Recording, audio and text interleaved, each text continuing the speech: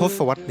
1950 เป็นช่วงเวลาขาลงของยุคทองแห่งฮอลลีวูด วงการหนังกำลังเผชิญกับกฎหมายควบคุมสื่อและกระแสหนังโทรทัศน์ที่เข้ามาแย่งผู้ชม เทรนด์การผลิตหนังในช่วงเวลานั้นจึงเน้นไปที่การทำหนังทุนใหญ่อลังการ พึ่งพิงซูเปอร์สตาร์แม่เหล็ก What is the theme? และมีสูตรสำเร็จตายตัวในการเล่าเรื่องแบบฮอลลีวูด จอห์น คาสเวติส นักแสดงหนังโทรทัศน์และละครเวทีในเวลานั้น ตัดสินใจลุกขึ้นมาทำหนังที่สวนทางธรรมเนียมปฏิบัติของอุตสาหกรรม ด้วยการทำหนังทุนต่ำไม่เขียนสคริปต์พึ่งการด้นสดของนักแสดง เล่าเรื่องราวชีวิตของปุถุชนคนธรรมดา และถ่ายทำในเมืองจริงๆ แทนที่จะเป็นสตูดิโอเขาไม่เคยมีประสบการณ์การถ่ายหนังใหญ่มาก่อน ไม่มีคอนเน็กชันกับสตูดิโอ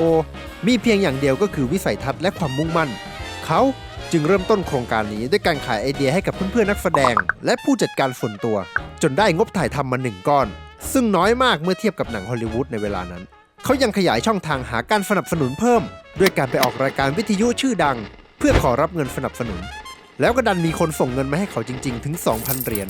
ผลลัพธ์ของความพยายามทั้งหมดนี้จึงออกมาเป็นภาพยนตร์เรื่อง Shadows ที่ว่าด้วยการกีดกันทางสีผิวของคนตัวเล็กตัวน้อยในเมืองใหญ่ Shadows กลายเป็นหมุดหมายสำคัญของวงการภาพยนตร์อิสระในอเมริกาทั้งในเชิงสุนทรียศาสตร์สไตล์และกระบวนการสร้างตัวคาสเวติสเองก็ได้รับการกล่าวขานในฐานะคนทำหนังอิสระที่มีอิทธิพลต่อขบวนการหนังนอกขนบอุตสาหกรรมมาจนถึงวันนี้ในการระดมทุนเราไม่จำเป็นต้องเริ่มจากศูนย์คาสเวติสเข้าใจและรับรู้ว่าผู้สนับสนุนเงินทุนรายแรกของเขาจะอยู่รอบตัวเขาอยู่แล้วครอบครัวเพื่อนสนิทเพื่อนร่วมงานอดีตเพื่อนร่วมงานหรือใครสักคนที่เชื่อมั่นในตัวเรา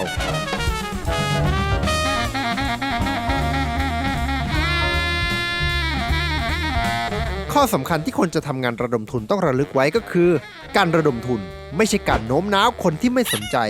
ให้หันมาสนใจแต่เป็นการตามหาคนที่สนใจเหมือนเราและเข้าไปสร้างความสัมพันธ์ต่างหากเพราะฉะนั้นถ้าจะทุ่มแรงทุ่มเวลาทั้งทีจงเอาไปลงกับการสร้างความไว้ใจจุดร่วมและวิสัยทัศน์กับคนที่เชื่อเหมือนกันกับเราหลายคนได้ยินอย่างนี้แต่ก็ยังไม่รู้ว่าจะเริ่มต้นยังไงไอเดียในหัวที่มีตอนนี้ก็ยังเป็นไอเดียในหัวแล้วเราตัวคนเดียวจะไปสู้เขาไหวเหรอ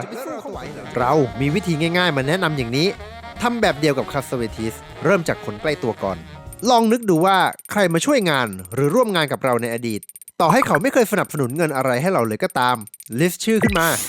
ต่อไปใครที่ยึดถือชุดคุณค่าเดียวกับเราเพราะชุดคุณค่าเป็นความเชื่อที่ลึกซึ้งกว่าแค่ชอบเหมือนกันหรือเห็นตรงกันลิสต์ชื่อไว้ใครจะได้รับประโยชน์จากโครงการของเราลิสต์ชื่อไว้และใครที่มีความเชื่อมโยงส่วนตัวเกี่ยวข้องกับภารกิจของเราลิสต์ชื่อคนกลุ่มนี้ไว้ด้วยผู้สนับสนุนแต่ละคนมีแรงจูงใจที่จะควักเงินสนับสนุนต่างกันสมมุติว่าเราจะทำแคมเปญระดมทุนตั้งวงดนตรีที่จะพูดเรื่องสิทธิมนุษยชนล้วนๆขึ้นมาผู้สนับสนุนบางคนมีแรงจูงใจขับเคลื่อนมาจากชุดคุณค่าที่ถือร่วมกันพวกเขาเชื่อมั่นในเหตุผลของเราสุดลิ่มทิ่มประตูบางคนต้องการเป็นส่วนหนึ่งพวกเขาอยากมีบทบาทในการเคลื่อนไหวนี้ด้วยบางคนต้องการให้คนอื่นมองเห็นพวกเขาอยากประกาศให้โลกรู้ว่าเขาก็คิดแบบเดียวกันกับที่เราจะทำและบางคนมองหาผลลัพธ์เขาต้องการเห็นการเปลี่ยนแปลงที่จับต้องได้ผู้สนับสนุนในระดับสถาบันก็เหมือนกันพวกเขาเหมือนจะเป็นองค์กรใหญ่โตที่พร้อมจะสนับสนุนเงินก้อนให้ถ้าเรานำเสนออะไรที่ตรงกับแนวทางของพวกเขาแต่เบื้องหลังเขามีแรงจูงใจมีแรงผลักดันบางอย่างอยู่เสมอการระดมทุนที่มีประสิทธิภาพคือการวางแผนไปพร้อมกับการทำความเข้าใจว่าแรงจูงใจของผู้สนับสนุนเหล่านี้คืออะไรบรรดาผู้ให้ทุนในระดับสถาบันหลายรายไม่ได้ให้ทุนแบบไม่มีทิศทางแต่พวกเขาพยายามสร้างอิทธิพลต่อสังคมไม่ทางใดก็ทางหนึ่งหรืออธิบายได้อีกคำหนึ่งก็คือพวกเขาพยายามสร้างอำนาจต่อสังคมอำนาจในที่นี้หมายถึงความสามารถในการสร้างอิทธิพลต่อพฤติกรรมการตัดสินใจและความเชื่อของผู้อื่นได้ในระดับผู้สนับสนุนทั่วๆไปก็เหมือนกันผู้สนับสนุนของเราเลือกมาระดมทุนกับเราก็เพราะพยายามจะเปลี่ยนแปลงกลไกอำนาจที่กระทบต่อสังคมหรือทำให้โลกนี้ดีขึ้นกว่าเดิมอีกสักนิดก็ยังดีเราจึงต้องทำสิ่งที่เรียกว่าการวิเคราะห์เชิงอำนาจด้วยเพื่อทำความเข้าใจว่าพวกเขากำลังพยายามส่งเสริมการเปลี่ยนแปลงแบบใดอยู่เพื่อประสิทธิภาพสูงสุดในการประเมินการระดมทุนของเราอาคอนฟัง ศาสตราจารย์ด้านพลเมืองศาสตร์และประชาธิปไตยแห่ง Harvard Kennedy School วางแนวทางการวิเคราะห์ไว้ในหนังสือ Four Levels of Power ว่าอำนาจนั้นมีอยู่ 4 ประเภทอำนาจในชีวิตประจำวันเป็นอำนาจที่ปัจเจกบุคคลใช้ในชีวิตประจำวันเมื่อต้องการปกป้องหรือผลักดันผลประโยชน์ของตัวเองผ่านการตัดสินใจหรือการเข้าถึงโอกาสภายใต้ข้อจำกัดทางสังคมและกฎหมายเช่นพนักงานร้านฟาสต์ฟู้ดพยายามเจรจาเพื่อให้ได้ค่าแรงที่สูงขึ้นอำนาจระดับสถาบันหรืออำนาจเชิงนโยบายเป็นอำนาจในระดับกฎหมายหรือนโยบายที่รัฐหรือองค์กรต่างๆกำหนดขึ้นและมีอิทธิพลต่อการทำงานในระดับองค์กรหรือระบบเช่นกฎหมายค่าแรงขั้นต่ำที่มีผลต่อรายได้ของแรงงานทุกคนในสังคมอำนาจเชิงโครงสร้างเป็นอำนาจที่แฝงอยู่ในกฎกติกาหรือโครงสร้างที่กำหนดวิธีการที่กลุ่มหรือองค์กรต่างๆจะเข้ามาเคลื่อนไหวหรือปะทะกันทางอำนาจเพื่อผลประโยชน์เช่นกฎหมายไม่ได้ห้ามให้เราตั้งสหภาพแรงงานแต่กลับมีข้อจำกัดทางกฎหมายบางประการที่ทำให้การตั้งสหภาพแรงงานนั้นยากเย็นกว่าที่คิดและอำนาจเชิงวัฒนธรรมเป็นอำนาจที่อยู่ในบรรทัดฐานคุณค่าหรือชุดความคิดในสังคมเป็นอำนาจที่คอยกำกับว่าสิ่งใดควรถูกมองว่าดีหรือเหมาะสมไหมและมีอิทธิพลต่ออำนาจ3ชั้นก่อนหน้าเช่น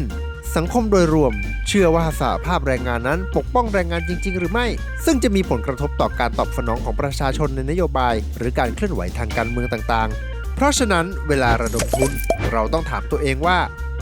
อำนาจแบบไหนที่ผู้สนับสนุนของเราพยายามจะเปลี่ยนหรือเสริมสร้างงานของเราสอดคล้องกับวิสัยทัศน์การเปลี่ยนแปลงของพวกเขายังไงและเราสามารถสร้างข้อเสนอหรือปรับเรื่องราวของเราให้ตรงกับระดับอำนาจที่เขาต้องการสร้างได้ไหมนี่คือการทำความเข้าใจว่าสำหรับผู้สนับสนุนทางการเงินของเราอะไรคือสิ่งสำคัญที่พวกเขายึดถือและจะทำให้เราสร้างความสัมพันธ์ที่มีความหมายลึกซึ้งเชื้อเชิญพวกเขาให้มามีส่วนร่วมกับงานของเราได้ตรงเป้ามากขึ้นเราจึงทำแคมเปญอยู่บนกรอบคิดที่อิงอยู่กับความสัมพันธ์โดยสะท้อนแรงจูงใจให้กันและกันทำให้ผู้สนับสนุนเห็นว่าเราเข้าใจแรงจูงใจของพวกเขาถ้าผู้สนับสนุนอยากเสริมสร้างอำนาจให้กับชุมชนรากหญ้าเราก็ต้องเน้นย้ำว่าแคมเปญของเราจะเสริมความเป็นผู้นำของกลุ่มคนรากหญ้ายังไงแต่ถ้าเขาสนใจการเปลี่ยนแปลงโครงสร้างเราก็ต้องเน้นย้ำว่าแคมเปญของเราเนี่ยมันท้าทายกำแพงล่องหนในระบบได้ยังไง